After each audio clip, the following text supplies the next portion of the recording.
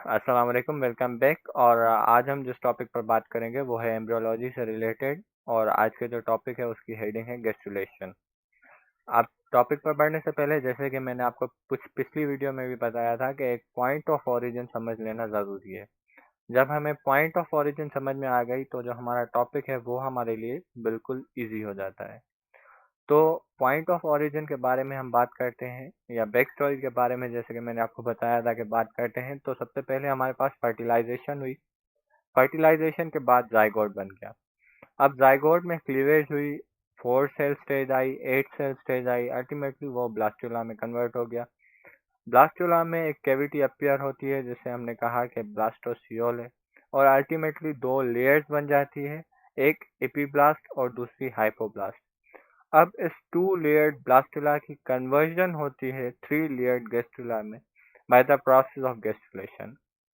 अब डेफिनेशन जो है गैस्ट्रुलेशन की, उसे हम कैसे डिफाइन करेंगे गैस्ट्रुलेशन को, कि it is a process in which 3 germ layers are formed from the blastula is known as gastrulation. अब 3 germ layers कौन सी है? एक्टोडर्म, एंडोडर्म और मीजोडर्म। इन्हें हम जर्म लेयर क्यों कहते हैं? इन्हें हम जर्म लेयर इसलिए कहते हैं कि इन्हीं 3 लेयर से मोस्ट ऑफ द स्ट्रक्चर्स जो है हमारी बॉडी के, चाहे वो मसल्स हो, चाहे वो टिश्यूज हो, चाहे वो ऑर्गन्स हो, सब इनके ही डेरिवेटिव्स होते हैं। अब ये जो इवेंट है ये एक कैरेक्टरिस्टिक इवेंट है 3rd वीक ऑफ डेवलपमेंट का। प्रोसेस जो होता है वो ऐसे स्टार्ट होता है कि सबसे पहले हमारे पास एक प्रिमिटिव स्ट्रीक अपीयर हो जाती है एपीब्लास्ट के सरफेस पर। इस फिगर में हम देख सकते हैं कि ये हमारे पास एपीब्लास्ट का सरफेस है, जिस पर हमारे पास एक कर्व आना शुरू हो जाता है, जिसे हमने कह दिया कि प्रिमिटिव स्ट्रीक होती है। उसके बाद प्रिमिटिव स्ट्रीक की जो सेफेलिक एंड होती है, वहां पर हमारे पास प्रिमिटिव नोड जो है वो अपीयर होना शुरू हो जाता है। और अराउंड द प्रिमिटिव नोड हमारे पास एलिवेशंस होती हैं, जिन्हें हम कहते हैं कि ये हमारे पास प्रिमिटिव पिट्स हैं। तो जो हमारे पास सेफेलिक एंड पर प्रिमिटिव नोड आया, वो रिस्पॉन्सिबल होता है चैनल प्रोवाइड करने के, जिसके थ्रू जो सेल्स होते हैं वो नोटोकॉर में जाते हैं।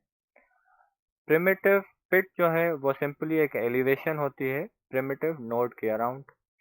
अब हमने कहा कि हमारे पास प्रिमिटिव स्ट्रीक बन जाती है, एक कर्व बन जाता है, और अल्टीमेटली इसी स्ट्रीक की तरफ जो सेल्स होते हैं हमारे पास एपीब्लास्ट के, वो मूव करना शुरू करते हैं। जैसे ही ये सेल माइग्रेट करते हैं प्रिमिटिव स्ट्रीक की तरफ, तो इनकी जो रेगुलेशन होती है वो हमारे पास एक फैक्टर होता है जिसे हम कहते हैं FGF8 फैक्टर। वो इनकी रेगुलेशन करवाता है जो सेल्स होते हैं एपीब्लास्ट की, इनकी मूवमेंट की।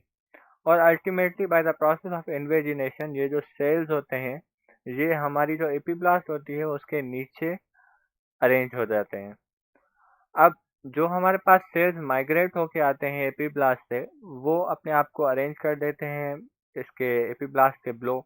और अल्टीमेटली जो ये माइग्रेटेड सेल्स होते हैं ये डिटेच हो जाते हैं और 3 डिफरेंट लेयर्स बना देते हैं।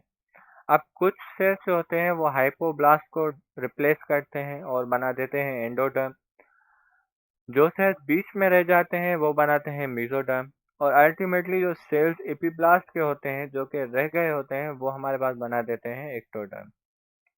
अब जैसे कि मैंने आपको बताया कि 3 जर्म लेयर्स इस तरह से बन जाती है, और यही 3 जर्म लेयर रिस्पॉन्सिबल होती है formation of all muscles, tissues and organs. Thank you.